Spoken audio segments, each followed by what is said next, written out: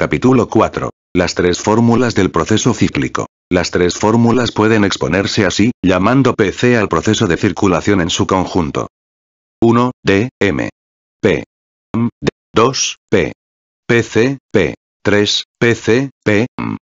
Resumiendo las tres fórmulas en su unidad, vemos que todas las premisas del proceso aparecen como su resultado, como premisa producida por él mismo. Todos los momentos aparecen aquí como punto de partida, punto de transición y punto de retorno. El proceso en su conjunto se presenta como una unidad del proceso de producción y del proceso de circulación. El proceso de producción sirve de mediador del proceso de circulación. Y viceversa. Nota común a los tres ciclos es la valorización del valor como finalidad determinante, como motivo propulsor. En la primera esto se expresa en la misma fórmula. La fórmula 2 arranca de P, del mismo proceso de valorización. En la fórmula 3 el proceso arranca del valor valorizado y termina con el valor que se valoriza, aun cuando el movimiento se repita en la misma fase. En la medida en que M, D es para el comprador D, M y D, M es M, D para el vendedor, la circulación del capital solo representa la metamorfosis corriente de la mercancía, pudiendo aplicársele las leyes sobre la masa de dinero circulante expuestas, a propósito de aquella, libro 1, capitán 3, 2 pp. 69, 93. Pero, si no nos atenemos a este lado formal del problema y enfocamos la conexión real existente entre las metamorfosis de los distintos capitales individuales, concibiendo en realidad la conexión entre los ciclos de los capitales individuales como la conexión entre los distintos movimientos parciales del proceso de reproducción del capital global de la sociedad, vemos que este no puede explicarse por el simple cambio de forma entre dinero y mercancía. En un círculo que se halle constantemente en rotación, todo punto es al mismo tiempo punto de partida y de retorno. Si la rotación se interrumpe, ya no ocurre eso. Por eso hemos visto, no solo que todo ciclo especial presupone, implícitamente, el otro, sino, además, que la repetición del ciclo bajo una forma lleva implícita la descripción del ciclo en las demás formas. Por donde toda la diferencia aparece como una diferencia puramente formal y también como una diferencia meramente subjetiva, que solo existe para quien la contempla. En la medida en que cada uno de estos ciclos se considera como forma especial del movimiento que recorren diversos capitales industriales individuales, esta diferencia solo existe, en efecto, como algo puramente individual. Pero, en realidad, todo capital industrial individual aparece bajo las tres formas al mismo tiempo. Los tres ciclos, las formas de reproducción de las tres modalidades del capital, se desarrollan continuamente de un modo paralelo. Una parte del valor capital que ahora funciona, por ejemplo, como capital mercancía se convierte en capital dinero, pero al mismo tiempo que esto ocurre, otra parte sale del proceso de producción y entra en la circulación como nuevo capital mercancías. De este modo, se describe constantemente la forma cíclica, y lo mismo ocurre con las otras dos formas. La reproducción del capital en cada una de sus formas y en cada una de sus fases presenta la misma continuidad que la metamorfosis de estas formas y el curso sucesivo a través de las tres fases. Por tanto, aquí el ciclo en su conjunto constituye una unidad real de sus tres formas. Partimos, aquí, del supuesto de que el capital se presenta en toda la magnitud de su valor, íntegramente, como capital dinero, como capital productivo o como capital mercancías. Así, por ejemplo, las 422 libras esterlinas aparecen primeramente, en su totalidad, como capital dinero, luego se convierten íntegramente también en capital productivo y por último aparecen bajo la forma del capital mercancías, hilados por valor de 500 libras esterlinas, de las cuales 78 son plusvalía. Las diferentes fases del capital forman aquí otras tantas interrupciones.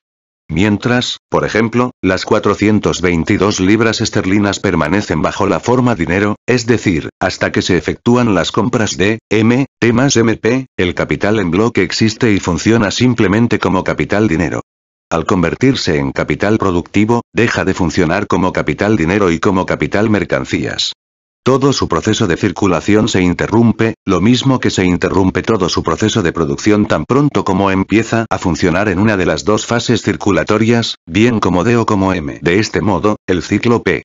P aparece no solo como la renovación periódica del capital productivo, sino también como la interrupción de su función, del proceso de producción, hasta que el proceso de circulación se termina. En vez de discurrir de un modo continuo, la producción se efectúa a saltos y solo se renueva en plazos de duración fortuita, según que las dos fases del proceso circulatorio se recorran con mayor rapidez o mayor lentitud. Es lo que ocurre, por ejemplo, tratándose de un artesano chino que solo trabaja para clientes particulares y cuyo proceso de producción se interrumpe hasta que llegan nuevos encargos. En realidad, esto es aplicable a cada una de las partes del capital que se hallan en movimiento, y todas ellas lo van recorriendo por turno. Las 10.000 libras de hilado, por ejemplo, son el producto semanal de un fabricante de hilados.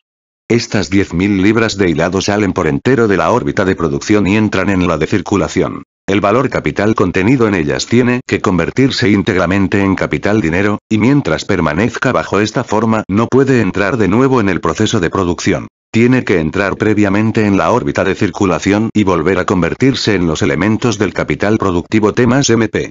El proceso cíclico del capital es, pues, constante interrupción, abandono de una fase para entrar en la siguiente, superación de una forma y existencia bajo otra distinta. Y cada una de estas fases no solo condiciona la otra, sino que al mismo tiempo la excluye. Sin embargo, la característica de la producción capitalista, determinada por su base técnica, aunque no siempre incondicionalmente asequible, es la continuidad. Veamos, pues, cómo ocurren las cosas en la práctica.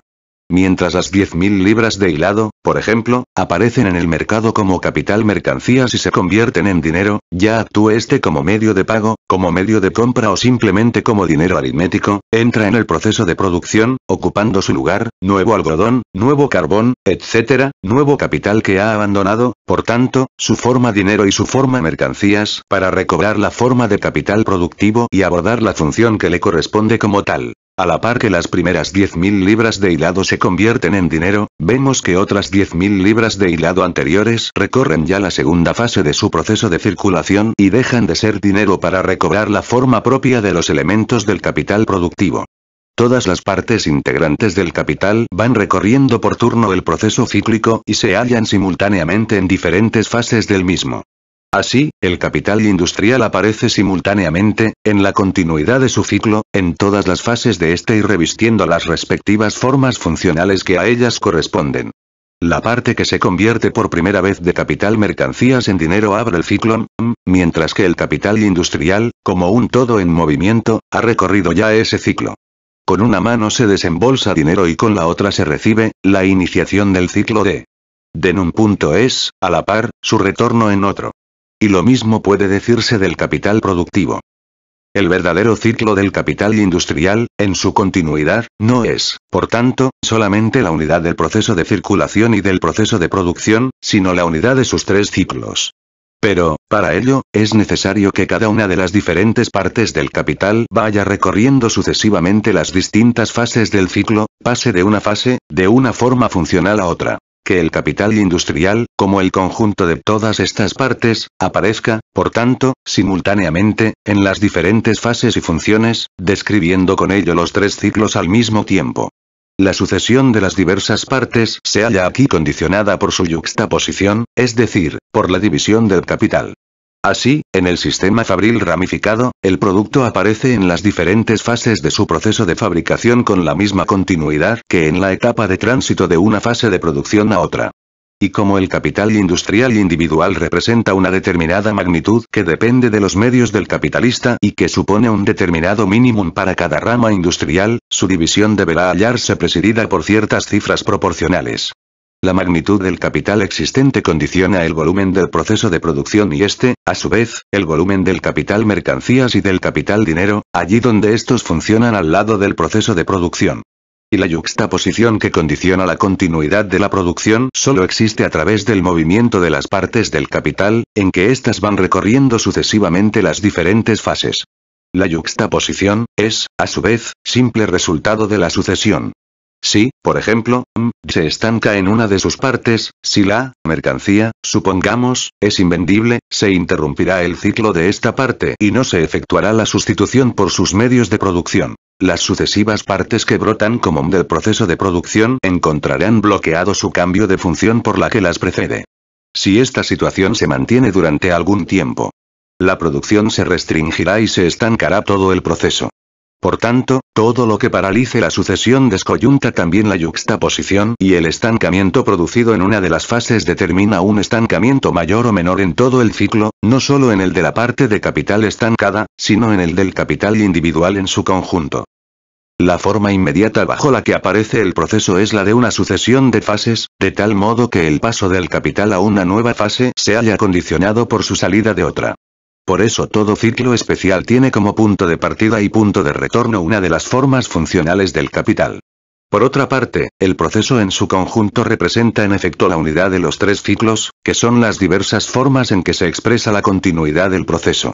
El ciclo de conjunto aparece como el ciclo específico en cada forma funcional del capital, y cada uno de estos ciclos condiciona la continuidad del proceso de conjunto. El proceso cíclico de una forma funcional condiciona el de la otra.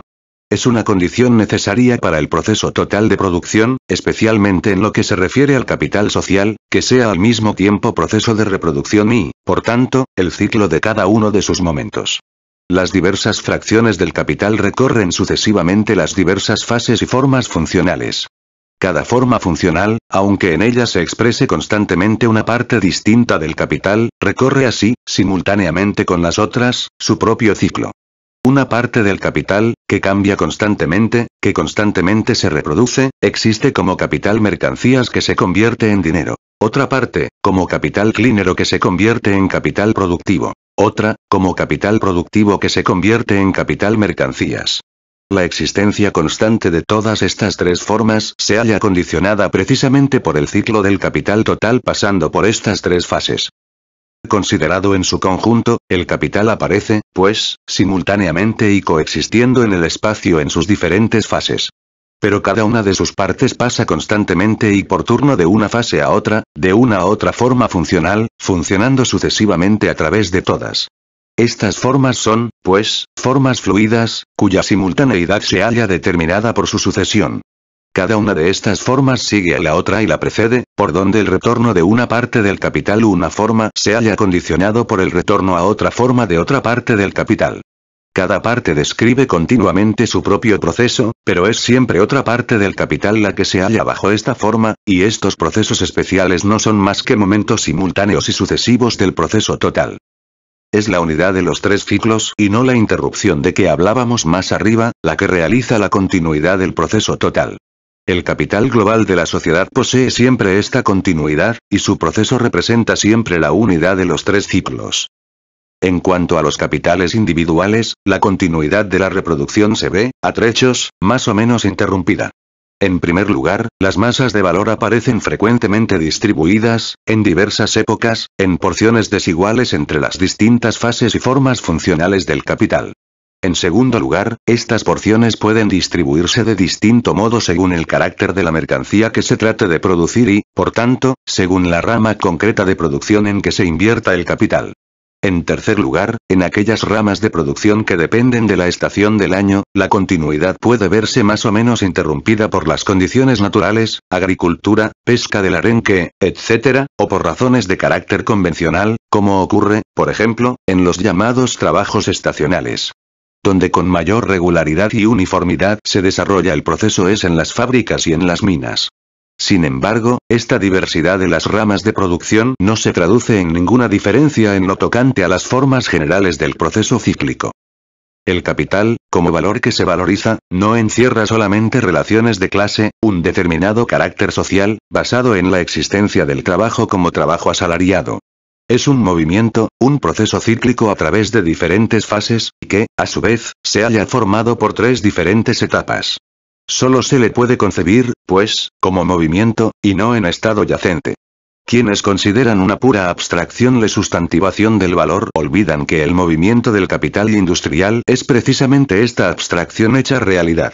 El valor recorre aquí diferentes formas, diversos movimientos, en los que se conserva y al mismo tiempo se valoriza, se incrementa.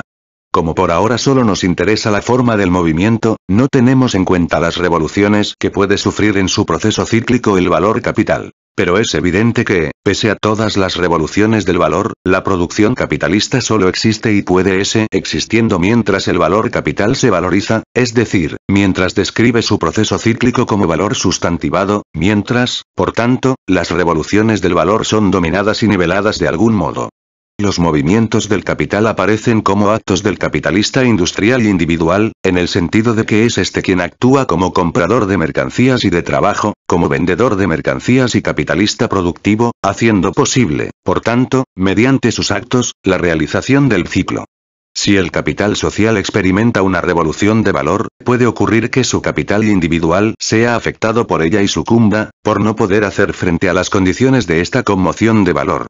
Cuanto más agudas y frecuentes son las revoluciones del valor, más se impone la acción automática del valor sustantivado, con la violencia de un proceso elemental de la naturaleza, frente a la previsión y los cálculos del capitalista individual, más se supedita el curso de la producción normal a la especulación anormal, mayor es el peligro que amenaza la existencia de los capitales individuales.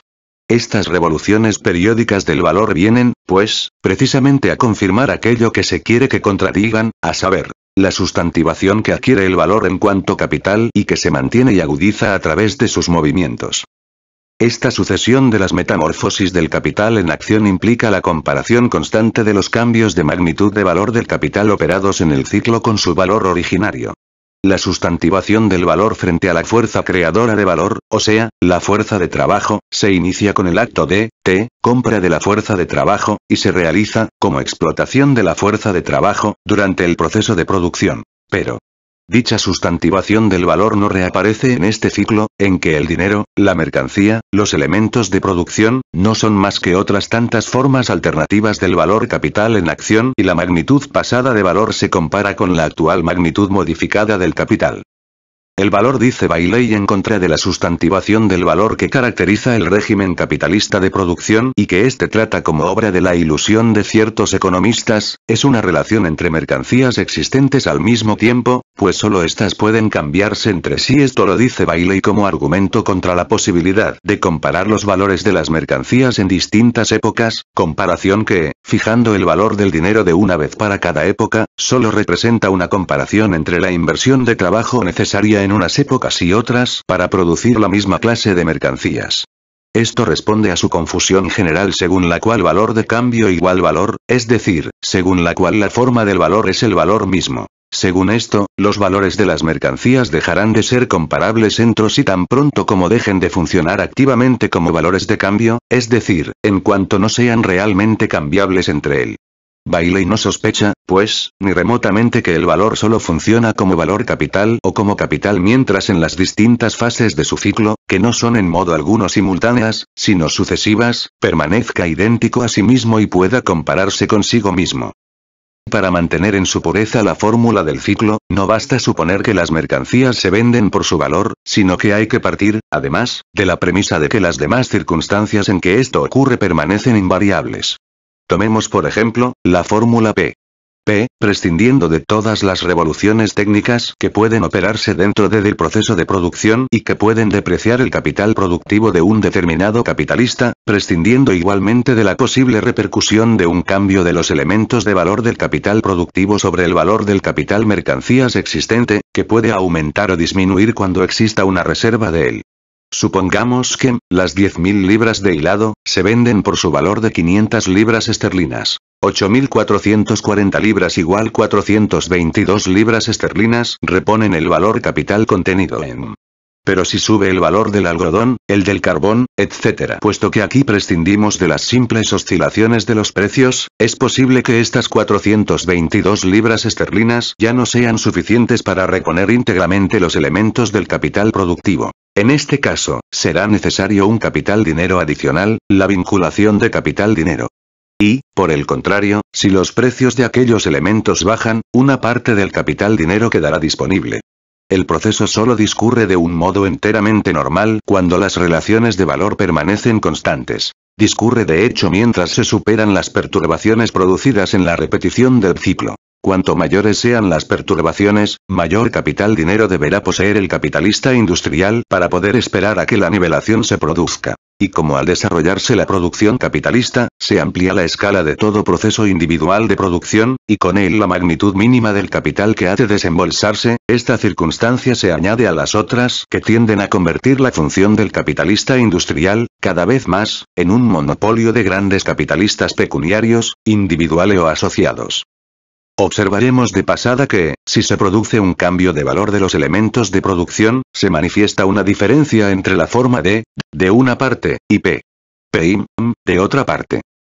En D, la fórmula del capital recién invertido, que se manifiesta primeramente como capital dinero, la baja de valor de los medios de producción, por ejemplo de las materias primas, materias auxiliares, etc., hará que sea necesario un desembolso menor de capital dinero que antes de producirse la baja para iniciar un negocio de una determinada extensión, puesto que el volumen del proceso de producción, siempre y cuando que el desarrollo de la fuerza productiva no se altere, depende de la masa y del volumen de los medios de producción que una determinada cantidad de fuerza de trabajo puede manejar, pero no del valor de estos medios de producción ni del de la fuerza de trabajo, este último solo influye en la magnitud de la valorización.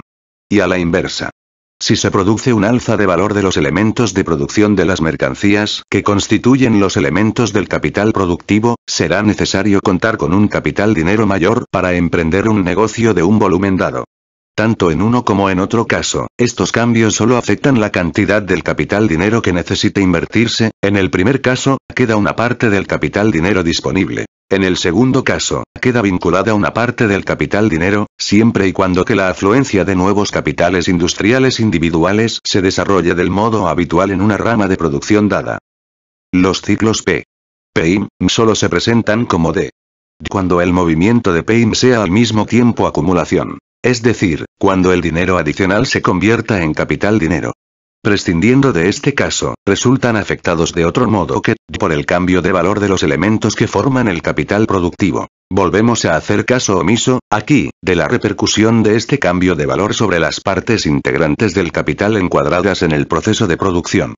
Aquí, no es la inversión primitiva la que resulta directamente afectada, sino un capital industrial sujeto a su proceso de reproducción y no a su primer ciclo. Por tanto, la reversión del capital, mercancía a sus elementos de producción, cuando estos representan mercancías.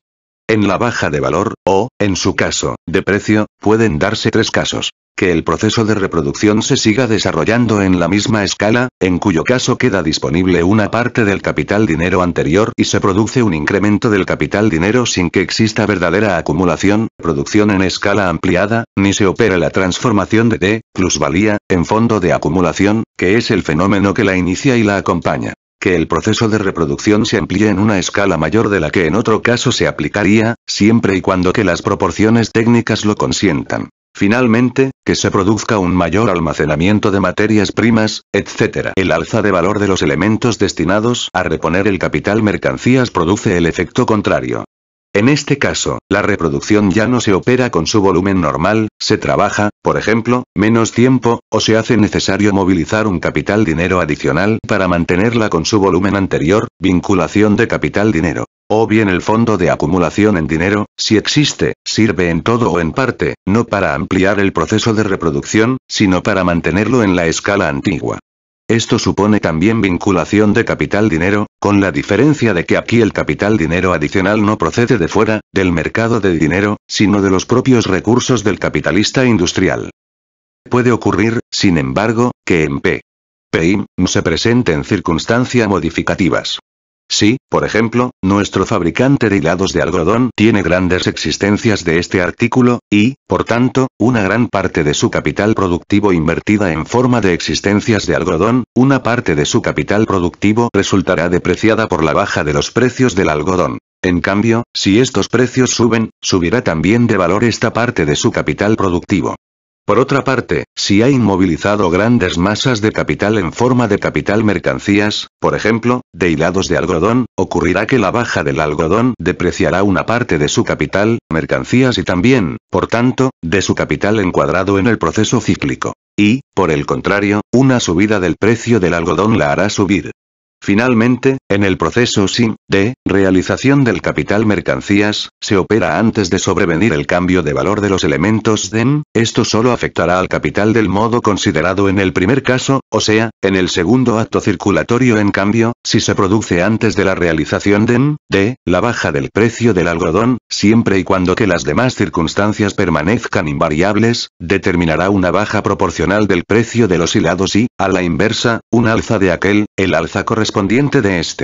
La acción ejercida sobre los distintos capitales individuales invertidos en la misma rama de producción puede ser muy distinta, según las distintas circunstancias en que operen. La disponibilidad o la vinculación del capital dinero pueden responder, asimismo, a las diferencias de duración del proceso de circulación y también, por tanto, al ritmo circulatorio. Esto lo veremos, sin embargo, cuando estudiemos lo referente a la rotación. Lo único que aquí nos interesa es la distinción real que se manifiesta, con respecto al cambio de valor de los elementos del capital productivo, entre D y las otras dos formas del proceso cíclico. En la fase de circulación dentro ya de la época de producción capitalista avanzada y, por tanto, predominante, una gran parte de las mercancías que forman el elemento MP, los medios de producción, serán capital mercancías ajeno, puesto en funciones. Por consiguiente, desde el punto de vista del vendedor, estaremos ante la forma, o sea, ante la transformación del capital mercancías en capital dinero. Pero esto no rige con carácter absoluto. Por el contrario.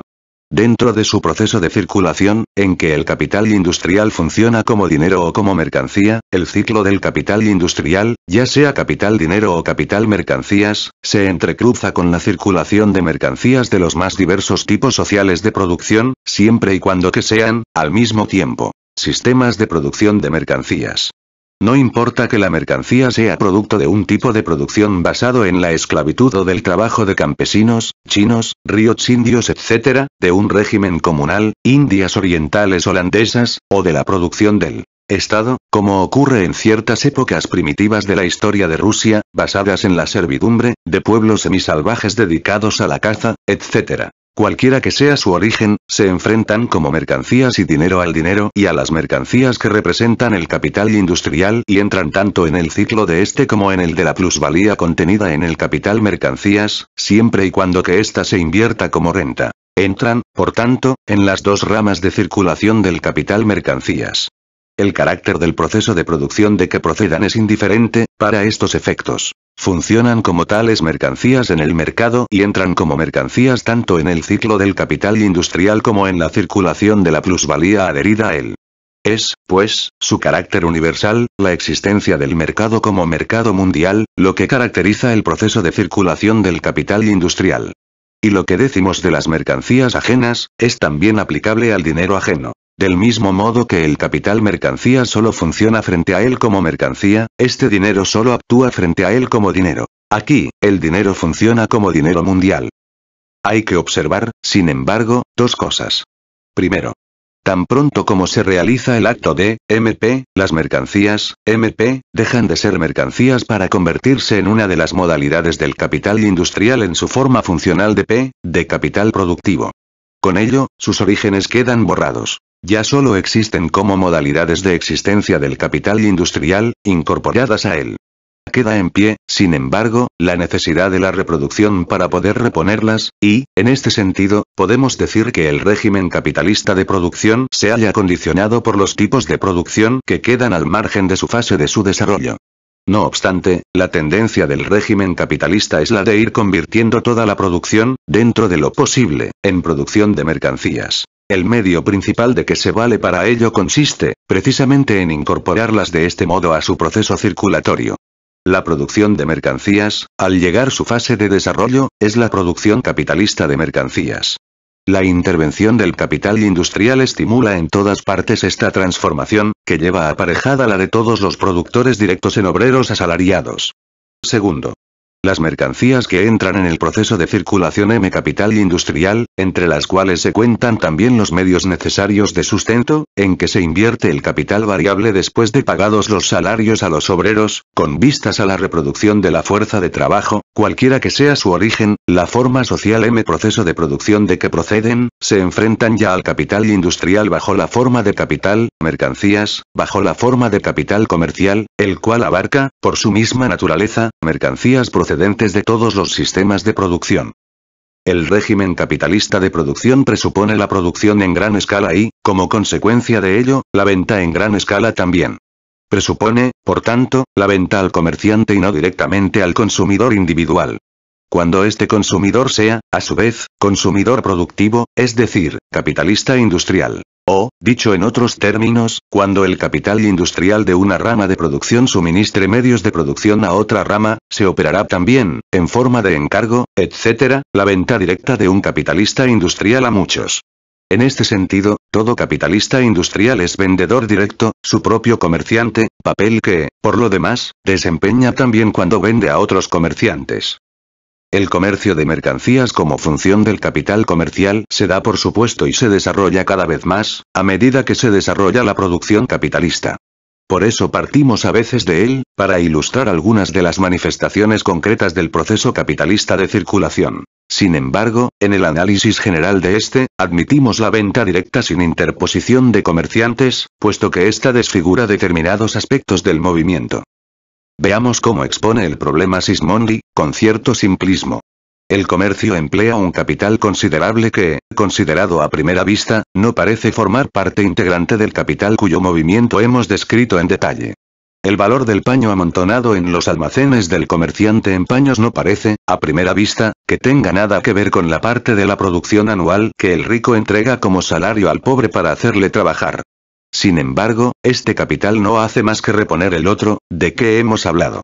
Para esclarecer los progresos de la riqueza, hemos seguido los pasos de este capital desde su creación hasta su consumo. El capital empleado, por ejemplo, en la fabricación de paños nos ha parecido que era siempre el mismo. Al cambiarse por la renta del consumidor, se dividía en dos partes solamente. Una que representa como ganancia, la renta del fabricante. Otra que, como salario, representa la renta de los obreros mientras producen nuevo paño.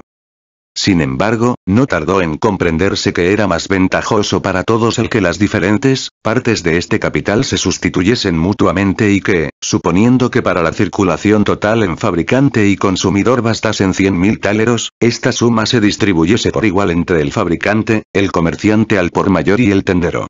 El primero realizaba con la tercera parte solamente de dicha suma la misma obra que habría realizado con la suma total, porque en el momento de terminar su fabricación encontraba al comerciante dispuesto a comprársela mucho antes de lo que habría encontrado al consumidor directo. Por su parte, el capital del comerciante al por mayor se vela sustituido mucho antes por el del tendero, la diferencia entre la suma de salarios desembolsada y el precio de compra para el último consumidor constituirla la ganancia de los capitales. Esta se dividirla entre el fabricante, el comerciante y el tendero, una vez que hubiesen repartido entre sí sus funciones, y el trabajo rendido sería el mismo, a pesar de exigir 3 personas y 3 partes de capital en vez de una aux príncipes, parte 1, pp. 139s. Todos los comerciantes participaban indirectamente en la producción, pues, teniendo esta como tiene por objetivo el consumo, no se la puede considerar terminada antes de que el producto entre en la órbita del consumidor. Cit. p. 137. Al estudiar las formas generales del ciclo, y en general en todo este libro 2, partirnos siempre del supuesto de que el dinero es dinero metálico, con exclusión del dinero simbólico, de los simples signos de valor que son especialidad de ciertos estados, y del dinero crédito, que aún no ha llegado a desarrollarse. En primer lugar, porque este es el proceso histórico. El dinero crédito no tiene importancia alguna o tiene solamente una importancia secundaria en la primera época de la producción capitalista. En segundo lugar, porque la necesidad de este proceso histórico se halla comprobada también teóricamente por el hecho de que todo lo que hasta hoy han expuesto críticamente acerca de la circulación del dinero crédito Tooke y otros autores los obliga a remitirse siempre al punto de vista de cómo se planteara el problema base de la circulación metal.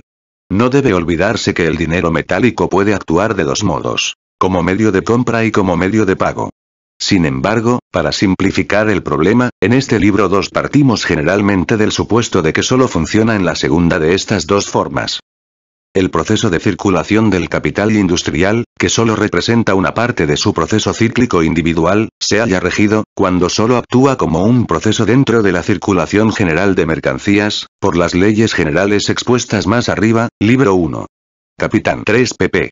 58 ss.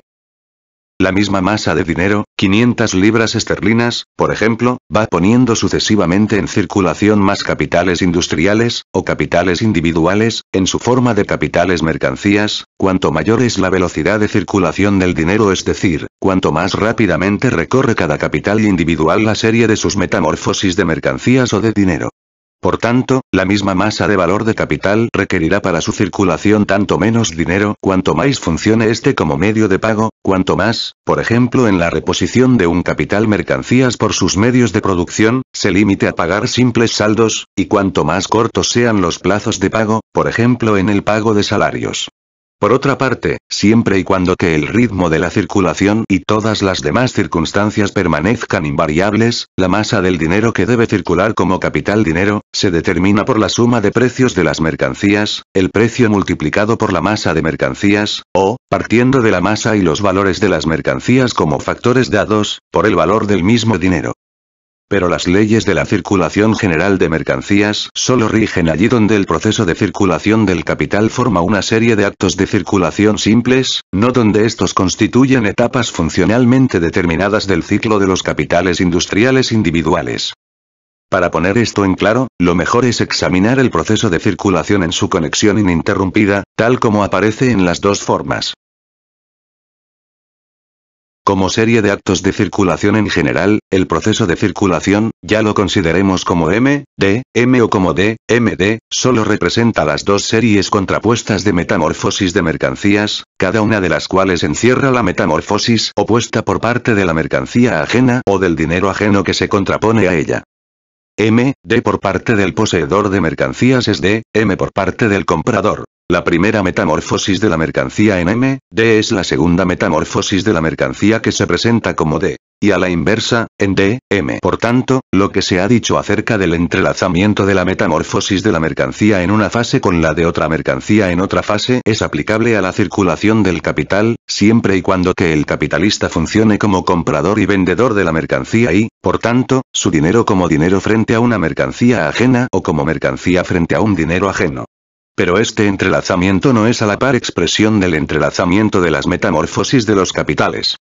En primer lugar, D, M, MP, puede representar, como hemos visto, un entrelazamiento de las metamorfosis de distintos capitales individuales. Por ejemplo, el capital mercancías del fabricante de hilados de algodón, o sean los hilados mismos, es sustituido en parte por carbón. Una parte de su capital reviste la forma de dinero y se invierte luego en forma de mercancías, mientras que el capital del productor capitalista de carbón reviste la forma de mercancías, invirtiéndose, por tanto, en forma de dinero. El mismo acto de circulación representa aquí las metamorfosis contrapuestas de dos capitales industriales, pertenecientes a dos distintas ramas de producción, y, por tanto, el entrelazamiento de las series de metamorfosis de estos capitales. Sin embargo, como hemos visto, el elemento MP en que se invierte D no necesita ser un capital, necesita haber sido producido por un capitalista. Es siempre, de un lado D, M y del otro M, D, pero no es siempre un entrelazamiento de metamorfosis de capital. Además, D, T, la compra de fuerza de trabajo, no es nunca entrelazamiento de metamorfosis de capital, pues la fuerza de trabajo, aunque sea la mercancía del obrero, no se convierte en capital hasta que se vende al capitalista. Por otra parte, en el proceso, no es necesario que sea capital mercancías transformado. Puede ser la mercancía fuerza de trabajo convertida en dinero, salario, o un producto creado por un trabajador independiente, por un esclavo, un siervo o una comunidad. En segundo lugar, tratándose del papel funcionalmente determinado que desempeña cada metamorfosis dentro del proceso de circulación de un capital individual, no rige ni mucho menos la norma de que representa la metamorfosis opuesta correspondiente en el ciclo de otro capital, siempre y cuando que partamos del supuesto de que toda la producción del mercado mundial se desarrolla por causa capitalistas. Por ejemplo, en el ciclo P, puede ocurrir que el elemento que convierte en dinero el elemento solo sea, por parte del comprador, la realización monetaria de su plusvalía, cuando se trate de mercancías que sean artículos de consumo. O que en donde, por tanto, el capital entra acumulado, solo sea, para el vendedor de MP, la reposición de su desembolso de capital. Y puede asimismo ocurrir que no entre para nada en su circulación de capital, como sucede cuando deriva hacia su inversión como renta. Por consiguiente, no son simples entrelazamientos de metamorfosis de la circulación de mercancías, comunes a los actos de la circulación del capital y a los de cualquier otra circulación de mercancías, los que indican cómo se sustituyen mutuamente en el proceso circulatorio, tanto con respecto al capital como con respecto a la plusvalía, las distintas partes integrantes del capital global de la sociedad de los capitales individuales no son más nuestros tantos elementos de funcionamiento independiente. Esto requiere otro tipo de investigación.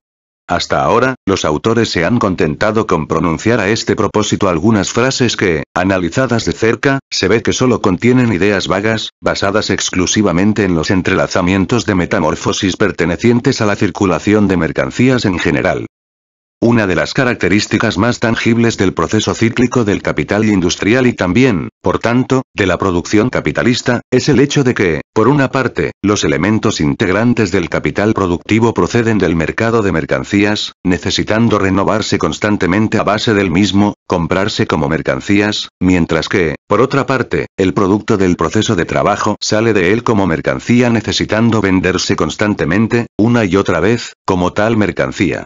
Basta comparar por ejemplo, a un arrendatario moderno de la Baja Escocia con un pequeño agricultor continental a la antigua.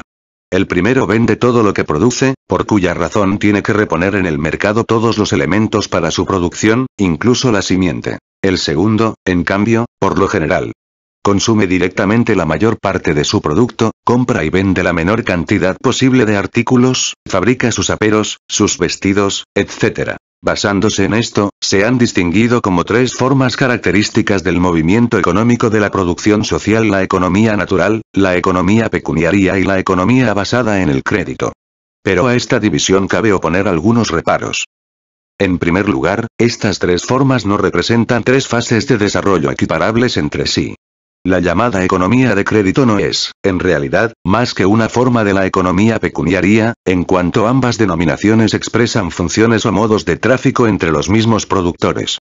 En la producción capitalista desarrollada, la economía pecuniaria solo funciona como base de la economía de crédito. Por consiguiente, la economía pecuniaria y la de crédito corresponden simplemente a dos fases distintas de desarrollo de la producción capitalista, pero no son, ni mucho menos, formas distintas e independientes de tráfico que puedan contraponerse a la economía natural. Con la misma razón podrían oponerse a estas dos formas, como equiparables a ellas, las diversas modalidades de la economía natural. En segundo lugar, las categorías de economía pecuniaria y economía de crédito no destacan y subrayan como característica distintiva la economía misma, es decir, el proceso de producción, sino el sistema de crédito entre los diversos agentes de la producción o productores que corresponden a esa economía. Lo lógico sería hacer otro tanto en lo que a la primera categoría se refiere, hablando, por consiguiente, de economía de trueque en vez de economía natural. Sin embargo, una economía natural absolutamente cerrada, como lo era por ejemplo el estado de los incas peruanos, no entrarla en ninguna de estas categorías. En tercer lugar, la economía pecuniaria es común a toda producción de mercancías y el producto aparece como mercancía en los más diversos organismos sociales de producción. Por tanto, lo característico de la producción capitalista sería, según esto, simplemente la extensión en que el producto se produce como artículo comercial, como mercancía y en que, por consiguiente deben entrar también como artículos comerciales, como mercancías, en el régimen económico sus propios elementos integrantes. En realidad, la producción capitalista es la producción de mercancías como forma general de la producción, pero lo es exclusivamente, y cada vez más a medida que se desarrolla, porque aquí el propio trabajo aparece como mercancía, porque el obrero vende el trabajo, es decir, la función de su fuerza de trabajo, y la vende además, según nuestra hipótesis, por el valor determinado por su costo de producción. A medida que el trabajo se convierte en trabajo asalariado, el productor se convierte en capitalista industrial. De aquí que la producción capitalista, y, por tanto, la producción de mercancías, solo cobre su expresión completa así donde queda incluido también en la categoría de los obreros asalariados el productor agrícola directo. En la relación entre el capitalista y el obrero asalariado, la relación pecuniaria, la relación entre comprador y vendedor, se convierte en una relación inmanente a la misma producción. Pero esta relación descansa, fundamentalmente, en el carácter social de la producción, no en el del tráfico. Este obedece, por el contrario, a aquel. Por lo demás, es lógico que la mentalidad burguesa, que solo ve lo que se refiere al negocio, no comprenda qué es el carácter del régimen de producción lo que sirve de base al régimen de tráfico correspondiente, y no a la inversa. El capitalista lanza a la circulación, en forma de dinero, menos valor del que saca de ella, porque hace circular más valor en forma de mercancía del que bajo la misma forma retira de la circulación.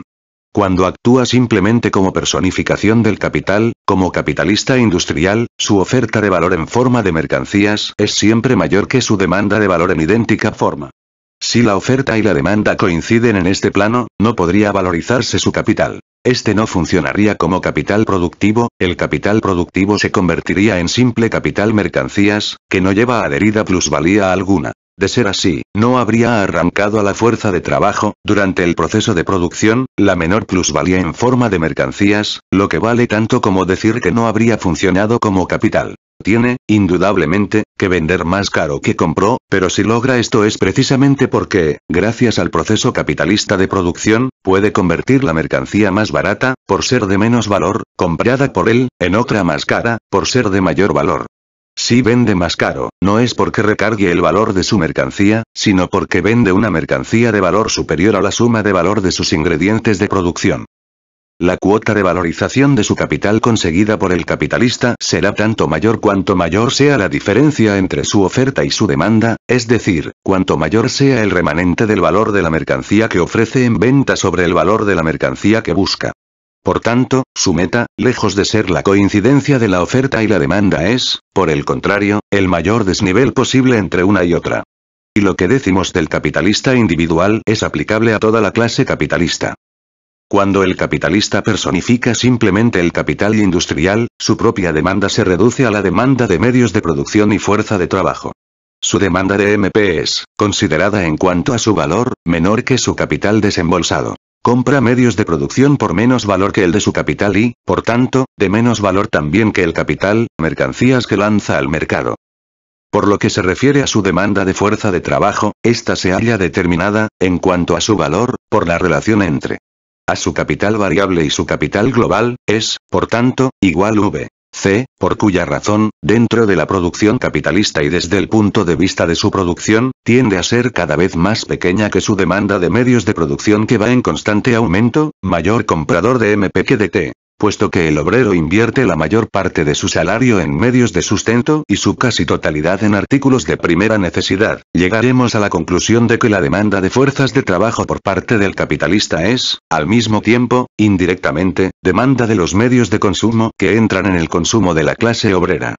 Pero esta demanda es igual V, ni un átomo mayor, si el obrero ahorra una parte de su salario, dejando a un lado aquí, necesariamente, todos los factores de crédito, ello equivale a decir que atesora una parte de su salario, con respecto a la cual no pone en juego la demanda, no actúa como comprador. El límite máximo de la demanda del capitalista es igual C más V, pero su oferta es igual C más V más P. Por tanto, si la composición de su capital, mercancías es de 80 C más 20 V más 20 B, su demanda será igual 80 C más 20 V, y por tanto, en cuanto a su valor un quinto menor que su oferta. Cuanto mayor sea el porcentaje de la masa P por él producida, es decir, la cuota de ganancia, menor será su demanda en relación con su oferta. Si bien la demanda de fuerza de trabajo por parte del capitalista y, por tanto, indirectamente, de artículos de primera necesidad, va disminuyendo progresivamente a medida que se desarrolla la producción con respecto a su demanda de medios de producción, no debe olvidarse, por otra parte, que su demanda de MP es siempre menor que su capital, calculado un día con otro. Por eso su demanda de medios de producción tiene que encerrar siempre, necesariamente, menos valor que el producto mercancías del capitalista que le suministra estos medios de producción, suponiendo que opere con el mismo capital y que las demás circunstancias sean idénticas. El hecho de que se trate de muchos capitalistas y no de uno solo, no altera para nada los términos del problema. Suponiendo que su capital sea de 1000 libras esterlinas y la parte constante del mismo igual 800 libras esterlinas, su demanda será, en conjunto, 800 libras esterlinas. Entregarán conjuntamente por 1,000 libras esterlinas, cualquiera que sea la parte que corresponda a cada uno de ellos y la parte alícuota que represente dentro del capital total, a base de la misma cuota de ganancia, medios de producción por valor de 1,200 libras. Por tanto, su demanda solo cubrirá 2/3 de su oferta, mientras que su propia demanda total solo será, considerada en cuanto a la magnitud de valor igual 4/5 de su propia oferta. Antes de seguir adelante, debemos adelantar, inicialmente, algo acerca de la rotación. Supongamos que su capital global sea de 5000 libras esterlinas, de ellas 4000 libras capital fijo y 1000 capital circulante. Estas 1000 libras descompuestas, a su vez, según la hipótesis anterior en 800C más 200V, su capital circulante deberá describir 5 rotaciones al año, para que su capital global describa una rotación. Su producto mercancía será, en estas condiciones, igual 6000 libras esterlinas, es decir, superior en 1000 libras a su capital desembolsado, lo que a su vez da como resultado la misma proporción de plusvalía que arriba. 5000 C. 1000 igual 100, C más V. 20P. Por consiguiente, esta rotación no altera en lo más mínimo la proporción entre su demanda global y su oferta global, pues la primera sigue siendo 1/5 menor que la segunda. Supongamos ahora que su capital fijo haya de renovarse en 10 años, que amortice, por tanto, 1/10 igual 40 libras esterlinas en capital fijo más 400 libras en dinero. Las reparaciones necesarias, siempre que no excedan del nivel medio, no son sino una inversión de capital hecha a posteriori. Podemos enfocar el problema como si el capitalista hubiese incluido los gastos de reparación al calcular el valor de su capital, de inversión, en la medida en que éste entra en el producto mercancías anual, quedando por tanto englobada en el 1/10 de amortización. Si las reparaciones necesarias quedan por debajo del nivel medio, eso sale ganando, del mismo modo que sale perdiendo si son superiores a él. Pero estas diferencias se compensan entre sí cuando se enfoca en su totalidad la clase de los capitalistas que operan en la misma rama industrial. En todo caso, aunque suponiendo que, con una rotación anual de su capital global, su demanda anual sea igual 5000 libras esterlinas, es decir, igual a su valor capital primitivamente desembolsado, no obstante aumenta con relación a la parte circulante del capital, mientras que con respecto a la parte fija del mismo va en constante disminución. Pasemos ahora a la reproducción. Supongamos que el capitalista consume toda la plusvalía D y solo vuelve a invertir en capital productivo la suma primitiva del capital C. Aquí, la demanda del capitalista se halla equiparada a su oferta. Pero no con relación al movimiento de su capital, pues como capitalista solo ejerce una demanda equivalente a 4/5 de su oferta, considerada en cuanto a su magnitud de valor. 1/5 lo consume como no capitalista, no en su función de capitalista, sino para satisfacer sus necesidades privadas o sus placeres. La cuenta, calculada a base de tantos por ciento, será la siguiente. Esta premisa equivale al supuesto de la inexistencia de la producción capitalista y, por tanto, de la inexistencia del mismo capitalista industrial. Pues el capitalismo queda destruido por su base al sentar la premisa de que el motivo propulsor es el disfrute y no el enriquecimiento. Pero, además, esto es técnicamente imposible. El capitalista no solo debe formar un capital de reserva para ponerse a salvo de las oscilaciones de los precios y poder esperar la coyuntura más favorable para comprar o vender. Debe, además, acumular capital para ampliar la producción e incorporar a su organismo productivo los progresos de la técnica. Para acumular capital, debe ante todo retirar de la circulación una parte de la plusvalía en forma de dinero, atesorarla, hasta que alcance las proporciones necesarias para ampliar su negocio antiguo o emprender otro accesorio. Mientras dura el atesoramiento, no incrementa la demanda del capitalista. El dinero permanece inmovilizado. No retira del mercado de mercancías ningún equivalente en forma de mercancía por el equivalente en dinero que sustrae de él a cambio de la mercancía que aporta. Aquí, prescindimos del crédito, y crédito es, por ejemplo, el hecho de que, el capitalista deposite en el banco, en cuenta corriente con intereses, el dinero, a medida que se va acumulando.